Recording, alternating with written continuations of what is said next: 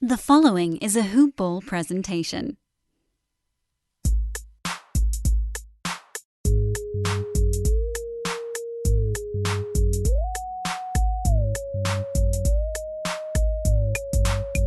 It's the Hoop Ball Clippers podcast. Brandon Marcus here. Hope you're having a fantastic day wherever you are. Happy Paul George week. PG is set to return this week. How exciting it is. What a wonderful week.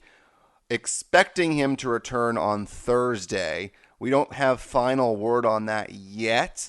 Kawhi Leonard, not sure if he's going to play Wednesday or Thursday. We are recording this at 11 a.m. on Wednesday morning, so still no word yet. We're going to have Andrew Greif of the LA Times on this podcast, and he'll give us an inside look into the team, and perhaps he has a little more info on when Paul George will return, most likely Thursday, and if Kawhi Leonard is going to be there with him on Thursday, or if Kawhi is going to play Wednesday and then sit Thursday, so they stagger the two. There's a couple different ways to look at it.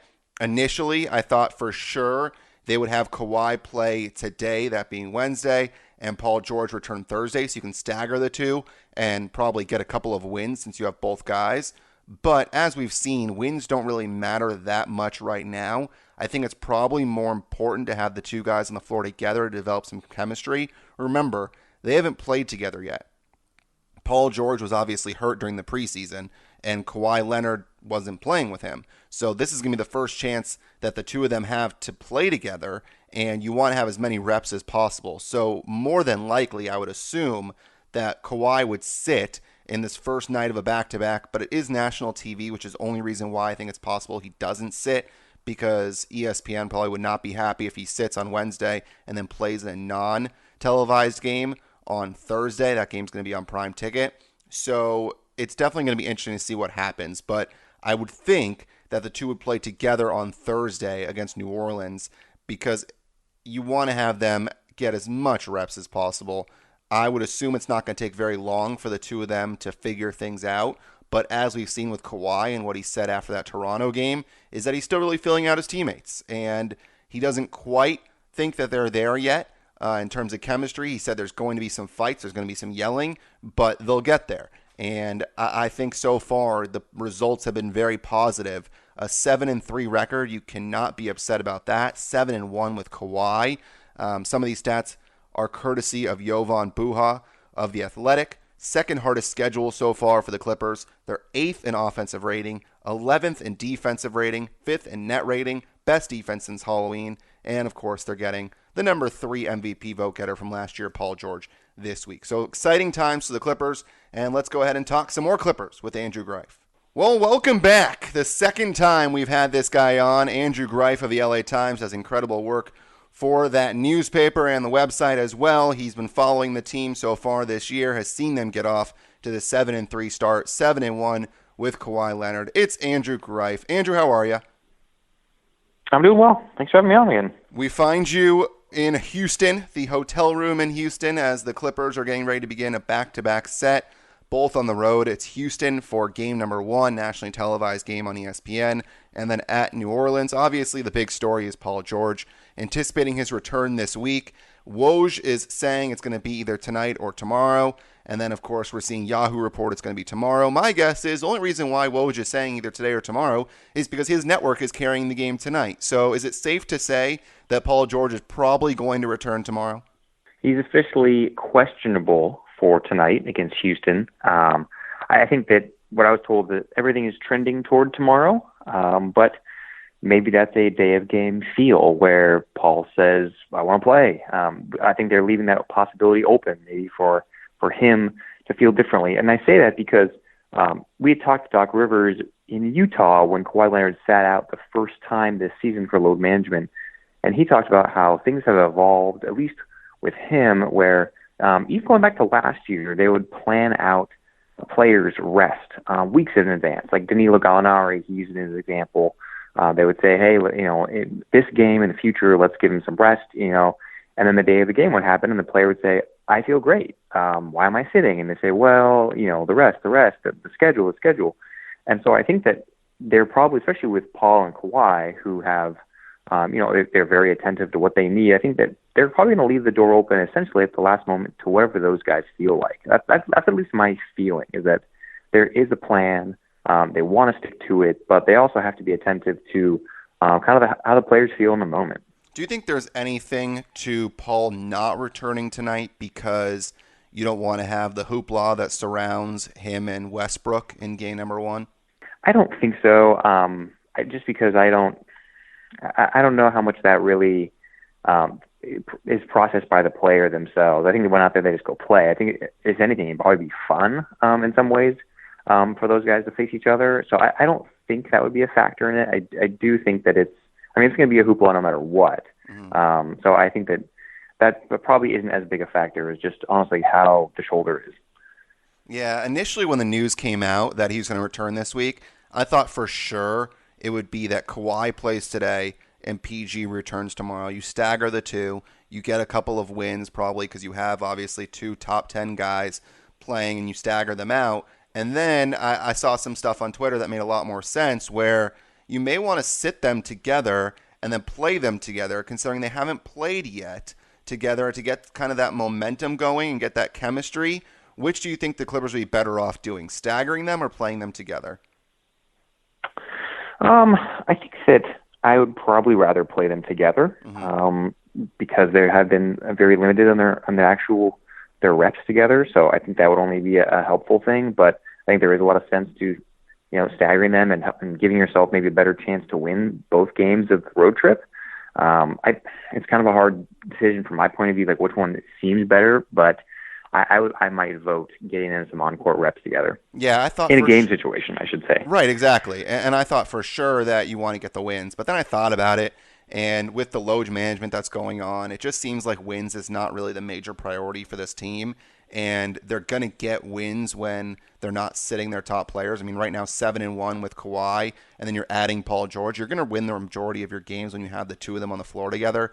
So maybe it might just make more sense to have the two of them play together and get that chemistry. Because I'm very fascinated to see what's going to happen, and that kind of leads us into the Landry Shamet discussion, because Sham was obviously starting. Paul George just seamlessly goes into the starting lineup now for Shamet.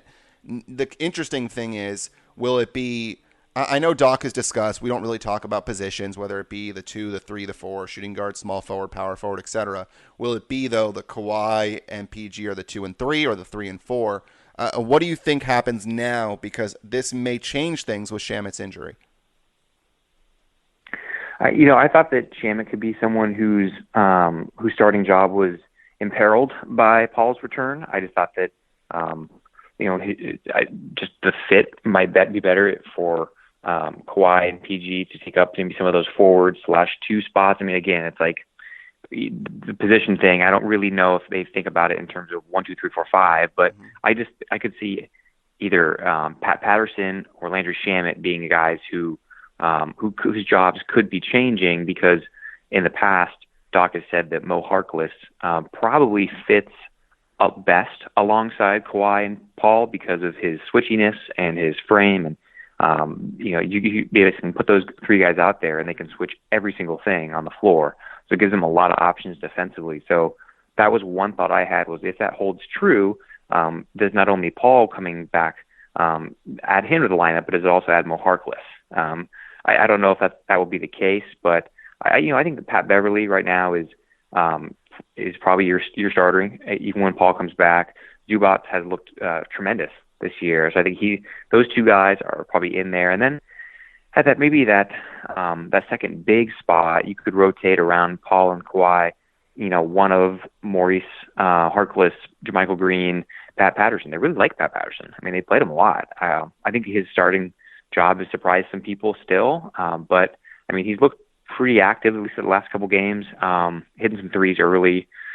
So against the Raptors, I'm not really sure how they're going to operate that JaMychal, Harkless, Patterson combo once Paul is back fully. But I do think there'll be changes, and I all along, even before the injury, I thought Landry might be someone whose minutes might go down just a tad. Yeah, this is when Doc earns his paycheck here, because he's got a lot of guys. He's got to figure out who's going to fit best together, and he's talked about that sliding starting lineup, and I think you're right. I think Pat Beverly, Zoo, and then George and Kawhi are the four that are probably locked in for the most part, depending on opponent. But then you have that fifth guy, and is it going to be Harkless? Is it going to be Patterson? I was talking to Brian Seaman last week, and I asked how surprised he was when he saw that Patterson was the guy starting, and he was talking about how he was floored because they thought all leading up that it was going to be a guy like maybe probably JaMychal Green, and then they looked at who was starting the final practice, and they saw that it was Patterson, and that kind of gave them an idea that, hey, this could be possible because he shot the ball really well. And what's interesting about this team is you really don't know who's going to be on the floor at one time. I mean, it could be those guys are starting, but that doesn't mean that they're actually closing the game. So the versatility of the Clippers has really been on display so far. What have you seen from the actual versatility of the team? Well, to that point about the difference between opening and closing, I think that one of the things that Doc Rivers has had to juggle is who to play at center the last, the crunch time, let's put it that way, of the fourth quarter. Because, again, Zubac has looked really good recently. But then, of course, you have Montrezl Harrell, who is it gives you everything you expect, the points, the rebounds, the energy. And so there have been some times when, late in the fourth quarter, I think that Zubac has been playing really well, but Montrezl is like, this is my time too. Like, I can go, I can do this. And they know that he's going to kind of be that finishing touch as he was against Toronto with that late dunk. He was instrumental in that win and helping them kind of grind that thing out. So that's a really hard decision because I just think that Zubac plays really well with Kawhi Leonard. That pick and roll has been a monster success this season, but so has Harrell. I mean, I think at one point Harrell and Leonard were averaging 21 fourth quarter points combined this season. I mean, that's a huge chunk. So, taking Zoo off the floor is not an easy decision by any means, but it's a good luxury to have. Doc Rivers has a lot of these luxuries that they're difficult decisions, but he's not trading sometimes, a bad player or a good player for a bad player out of necessity for one guy can play defense, one guy can play offense. There are a lot of two-way guys who have been really instrumental this year, and I don't think he has a great hold on what his crunch time lineup will be, what his lineups will be all the way through the game, because there is so much variability, so much optionality between the skill sets that he can mix and match. I think Mo Harkless is perfect. I mean, he is a guy who, not a starter, probably isn't playing as many minutes as he would want, and yet he's a really crucial component for why Toronto only scored 10 points in the fourth quarter Monday night. I think he guarded every single position, Doc Rivers said. So it's again, these are good problems. These are really good problems for the Clippers to have, but they're decisions nonetheless. Yeah, no, for sure. And the one thing is about having this many options is it means that you can play guys a few less minutes and have them fresh for the entire season. I mean, there's no need to play a guy like Trez 38 minutes or 35 minutes even for that matter. When you have a guy like Zoo that is capable of playing 20 minutes on the floor, I mean, you can do a nice job here of dispersing minutes amongst your entire team when you have 10 or 11 guys that you trust. What'll be interesting, though, is what happens now with Shamet's injury, how that impacts the team. Because obviously, I think you and I are both on the same page that we both thought Shamet was going to drop to the second unit. So now that's probably not going to happen. Who does that open more minutes for? Because you're going to have Lou Williams, whose usage was probably going to go down, but now it seems like he's still going to be there in the second unit with Trez. Who is going to step up into those minutes that Shamet's leaving behind? Is it just as simple as PG? I think that Jerome Robinson off the bench could be a beneficiary of that. He's someone who has been on the edge of the rotation since the season. This might be the thing to get him into some quality minutes with Lou and Trez in that second unit more often. He's not been glued to the bench this year. He has been used, and he has supporters in the organization, and I think that he has shown actually some really nice aggressiveness at times this year that was not the case early at the Clippers, where he was deferential to a fault, and the coaches would say, "Hey, be aggressive, look for your shot. You're a scorer. That's why we drafted you. You're a scorer." I think that message has definitely taken root, and he is trying to show that. But this is a stacked team with a big rotation, so I think he's someone who could, I don't know if it's a massive amount of minutes, but I could see him getting that door cracked open just enough for the rotation that he could take advantage of it. Who do you think takes the biggest hit then with PG back? Because he's obviously going to play 30-plus minutes on the floor? Because minutes are obviously going to go down for some people. Who do you think it impacts the most? I think it goes back to the question about Shamet. I think he probably would have been in line, at least in my view, to go to the bench, come off the bench blue. And so that, I think with him being hurt, that changes things.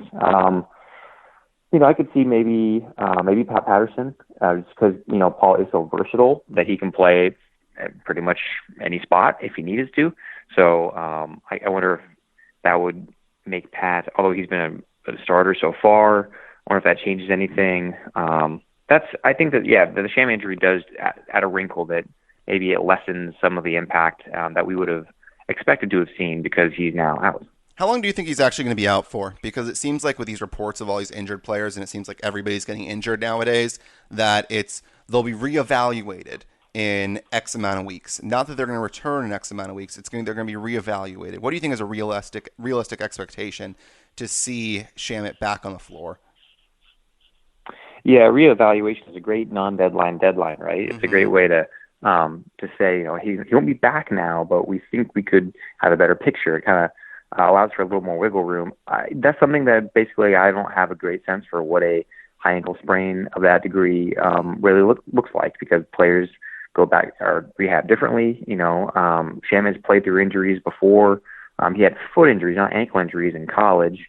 So it's something where he has, it's not the first time he's been hurt or had a pretty significant injury.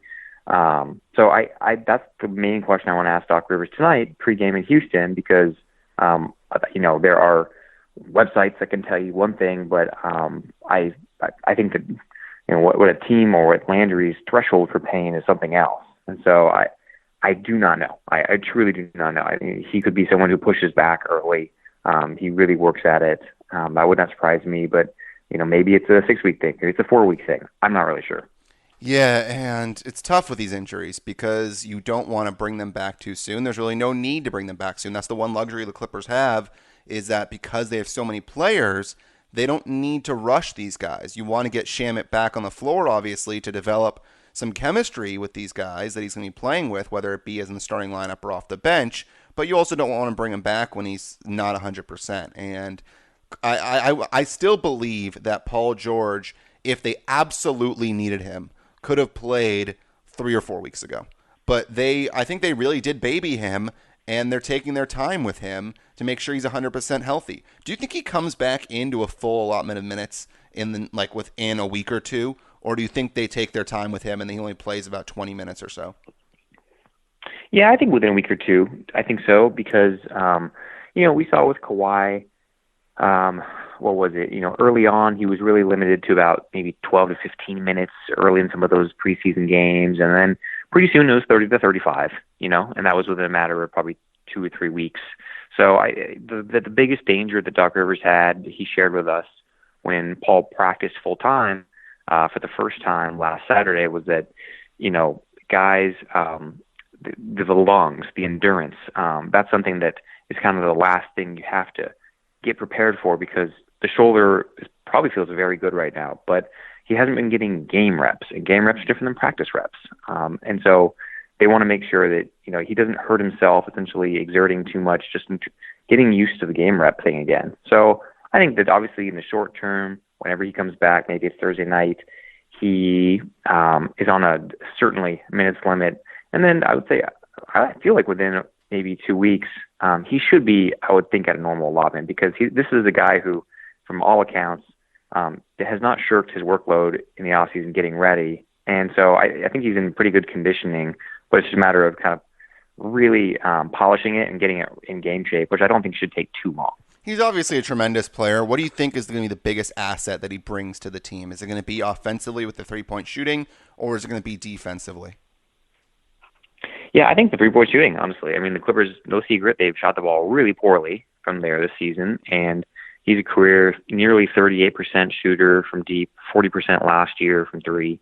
So I think that he puts a little more fear into teams from beyond the three-point line, adds some more room for Kawhi to do the pick and rolls. It's going to be so hard to defend those pick and rolls with Kawhi and, you name it, Mizzou or Harrell.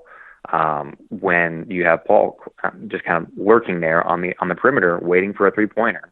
So I think that is where I would feel like teams would be the most fearful. I think the defense is so well known at this point, and the defense is already pretty good with this team. I know they're 11th in defensive rating. It could be better, but as the fourth quarter against Toronto showed, that they can lock people up. They can go to some unconventional lineups and big lineups and lock people up. But what's really missing right now is the 3-point shooting, and that's where I think that it's not something that Clippers are stressing about by any means. Doc Rivers is of the opinion that things work themselves out when you shoot. It just does. But I still think that it's a huge area for improvement early. Yeah, and Shamet wasn't very good to start, so that didn't obviously help at all. Beverly wasn't shooting very well to start. Kawhi, obviously you add Kawhi there with PG, and you get some more shooting on the floor along with Lou Williams. I mean, you have guys that can shoot the 3-ball, Pat Patterson as well. Maybe that's one more piece the Clippers need, but I think adding PG is probably going to be enough in terms of 3-point shooting. We'll have to see. I'm curious to see how this team does, because you look at the record, obviously, with Kawhi, it's 7-1. They're an incredible team. So if you look at this Clippers team, what has impressed you the most so far about this squad? I think that how well they have played together early, considering that Kawhi didn't really practice the first week in terms of full contact of training camp. Didn't really do a whole lot in the off season in terms of those pickup runs that players say was really vital to get to know one another. Now he was around, but he wasn't really playing a whole lot while he was coming back from his injury. And so I think that there were some thoughts early on that, these first 10 games are going to be really hard, and no one's really sure how they're going to look. And from my read, this team so far has kind of surpassed those expectations of how they would look early. And I think a lot of that, even players, I feel like you're talking to Ivica Zubac about what it's like to play with Kawhi, and that's what he does. Like, he just kind of pulls people together. He lifts people up, and he's really taken them to where they have. And I think that's why Monday's game was really interesting to me, because Kawhi was not that player. He was not scoring like crazy. He was not taking it over with his sheer will, but they still won anyway. And I think that's a really important kind of building moment for this team, that even when Kawhi is not hitting, when he's not, just becoming an inferno in the fourth quarter, there are still so many ways this team can beat you, and it starts on the defensive end, where he's obviously vital.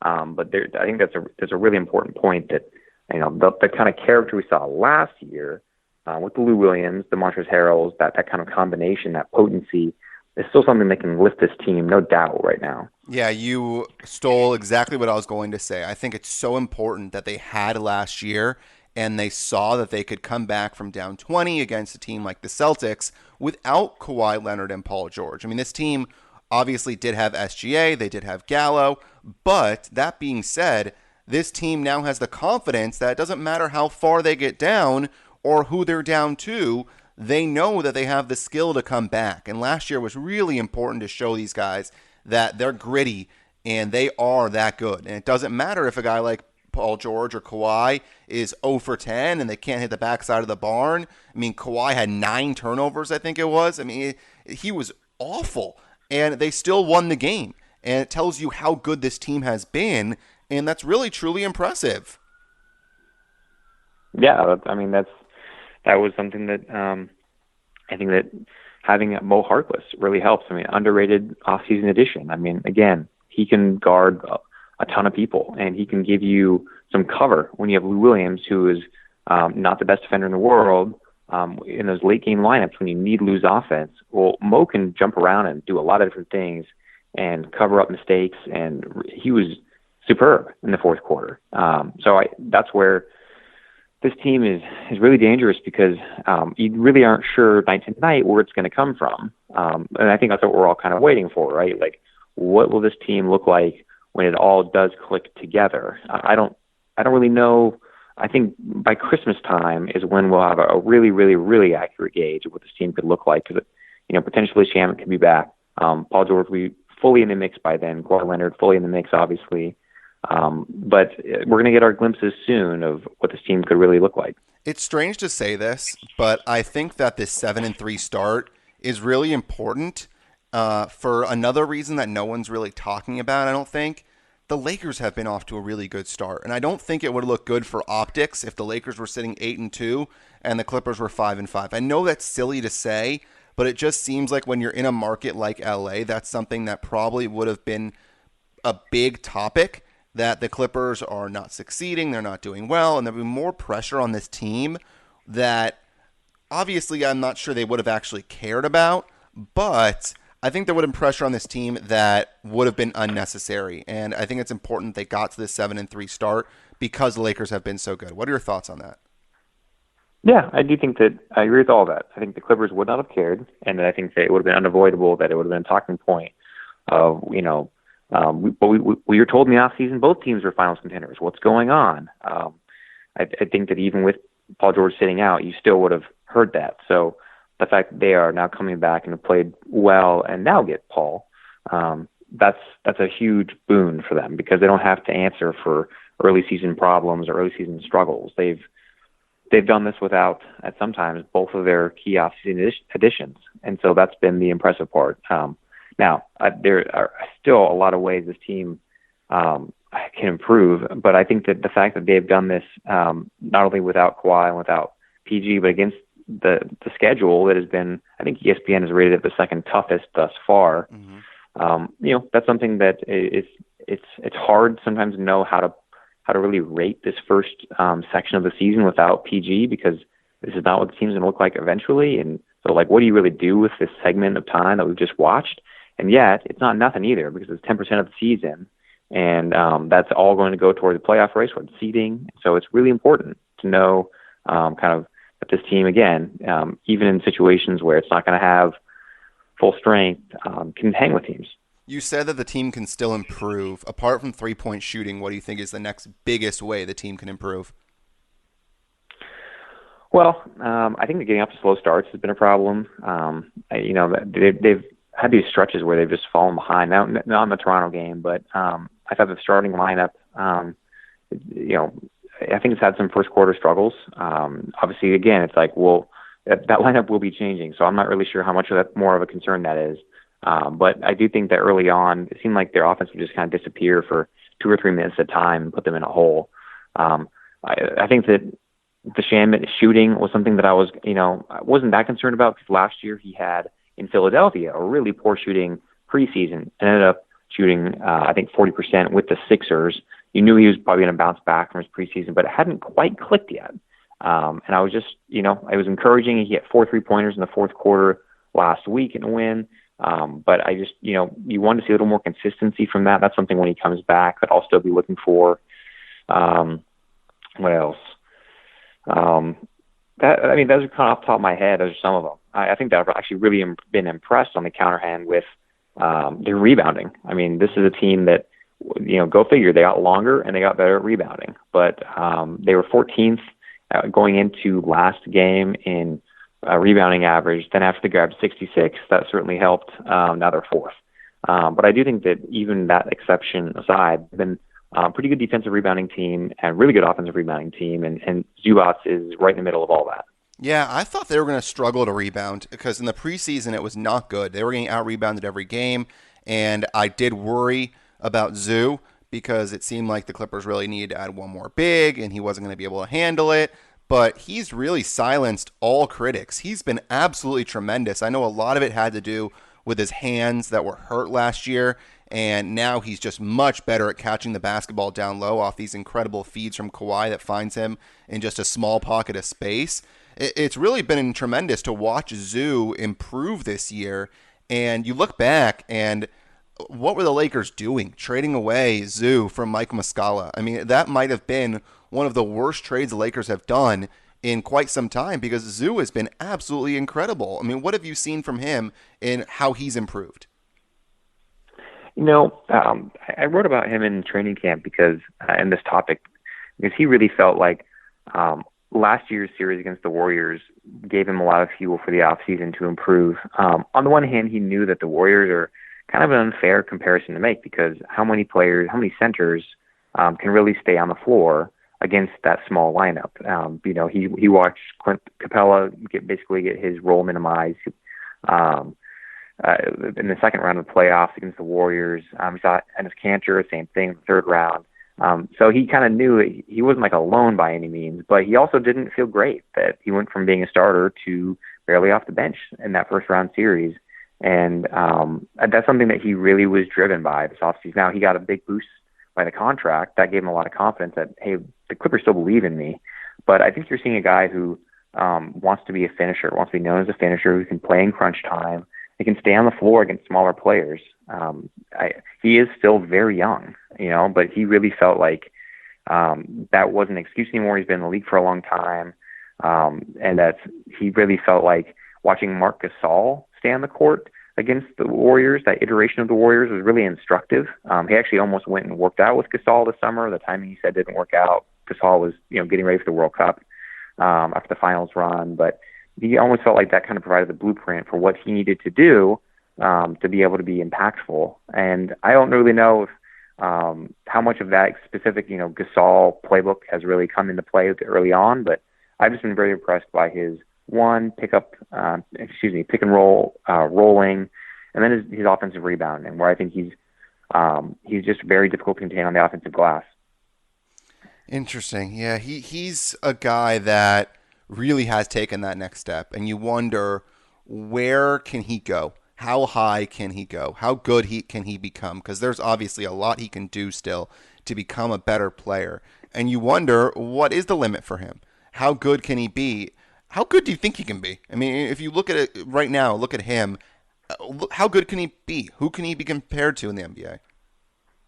That's a good question. I haven't really stretched it out and thought long term about where he fits, kind of in the center spectrum. I think his age, though, is something that gives you a lot of hope that he can be a very good center, because he is still so young that this is not something where you're looking at a guy who's kind of in his late 20s, and boy, did we saddle him with a big contract? Is he really going to be worth it?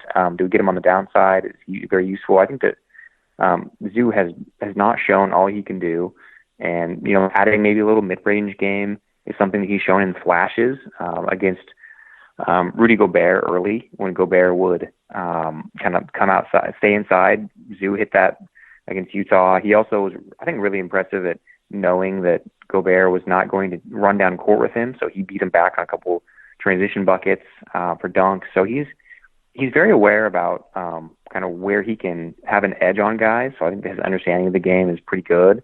And now it's just a matter of, I think, refining probably maybe that mid-range shot a little bit, so that if he ever gets, the ball and the pick and roll, he doesn't have to maybe roll all the way. He can just kind of pull up and hit that one. But I don't know. I don't really know what his development and what his goals are in terms of three-point shooting. Obviously, that's a huge thing that centers are being asked to do these days. I'm not really sure how far that is up his list, or if that's in his wheelhouse at all. But kind of what he's been doing so far has been enough by far. I'll leave you with this question. Was there a little bit of you that smiled when you saw Chris Boucher block Trez? Was there just a little bit of you that smiled? Because I never knew Chris, and I never covered him when he was playing at Oregon. So I didn't really know that iteration of Ducks basketball at all. But it is a cool story. I will say that to go from the two-way to the G League, and to kind of catch him during a weekend where it was a breakout weekend in a lot of ways for him. First the Lakers, that fourth quarter, and then overtime, and then he showed a lot of potential. He showed a ton of his potential against the Clippers. I even though I never really was around him while I was covering Oregon, I really always felt like this player seems like the guy that the NBA wants. Like, he seems like the exact prototype for an ideal NBA player in like the stretchy, spread out league that it's become. So I guess in that way, I'm glad that he's getting some time to show the potential that I felt like was really tailor-made to this era. So I'm really curious to see where he goes from here. I will say that it's kind of a frightening combination, his length, his athleticism. Yeah, this is obviously Hoop Ball is a fantasy basketball podcast, and a guy that can shoot threes, get steals, blocks, rebounds. It's pretty tantalizing. His per 36 is crazy. You just wonder if he's actually going to continue to get minutes once Ibaka comes back. He's Andrew Greif. You can follow him at Andrew Greif, Greif on Twitter. You can read him on the LA Times, whether it be the print edition or the digital edition. Anything else that we should promote, Andrew, before we let you go? No, that's it for now, but I just, thanks for having me on again. Of course. We appreciate you joining us, and we'll talk to you next time on the Hoop Ball Clippers podcast. Thank you. Hope you enjoyed that conversation with Andrew. He knows the team as well as anybody else. It's incredible what beat writers do. They do not have a extravagant lifestyle. It's very interesting that they have to go, they fly commercial, they fly with everybody else, not with the team. Then they got to go, they stay in plenty of hotels, they rack up those hotel points, and then they follow the team wherever they go. And so Andrew's obviously going to be in Houston tonight, and then he'll head to New Orleans just like everybody else, and he'll be at that game tomorrow, and then back to LA on Saturday. It's a very crazy lifestyle that beat writers live, and Andrew does a great job covering the team. Once again, you can see him on Twitter at Andrew Greif, Greif is how you pronounce that last name, or how you spell out that last name. You pronounce it Greif. If you look at his Twitter, he actually says, pronounce it Greif and we'll be just fine. And hey, that's what I did, and we are just fine. So we'll have Andrew on a couple more times, obviously, throughout the season. He does a really nice job, and it's good to hear from him. Hope you enjoyed this podcast. We'll have another one for you. As of now, the goal is to have one on Sunday afternoon to recap the Wednesday, Thursday, and Saturday games. I'm off once again to go cover UC Irvine women's basketball, so I will not be able to do a podcast unless I do one from my hotel room again, which more than likely won't happen unless there is some sort of breaking news. I know Paul George is going to come back either tonight or tomorrow night. Would love to have a conversation and do something on Friday, but not sure that's actually going to be possible since I will be on the road in Kansas City, but we'll be back on Sunday to chat about everything that happened this week. And we have a new co-host coming at some point coming up soon. So excited for you to meet him as well. My name, Brandon Marcus. You can follow me on Twitter at BDMarcus.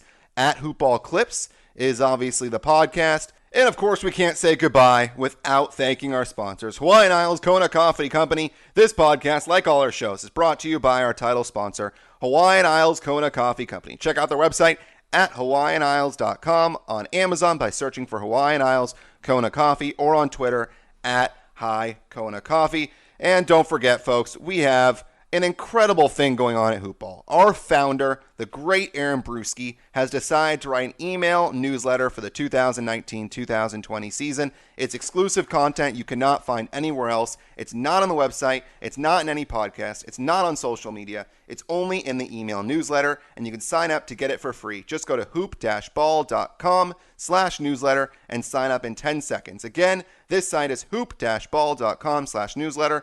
Aaron Brewski, straight to your inbox every single week. Hope you enjoyed it. So, until Sunday, talk to you next time. Enjoy Kawhi and PG together. How sweet it is. Later, everybody.